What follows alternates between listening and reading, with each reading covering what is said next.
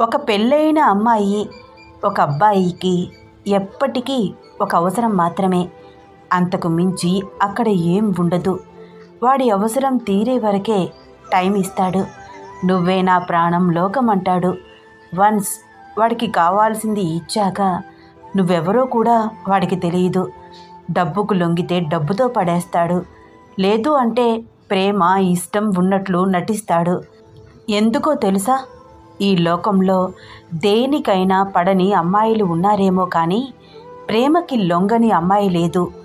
వాడు లేని ప్రేమని నటిస్తే నువ్వు అదే నిజమని నమ్మి వాడికి కావాల్సినట్టు ఉంటావు.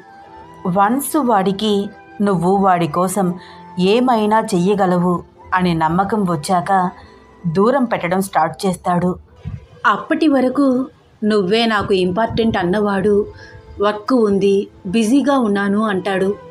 అప్పుడు అర్థమవుతుంది మీకు అసలు ఎందుకు మీ లైఫ్లోకి వచ్చాడో, వాడికి కావాల్సింది ఏమిటో అనేది.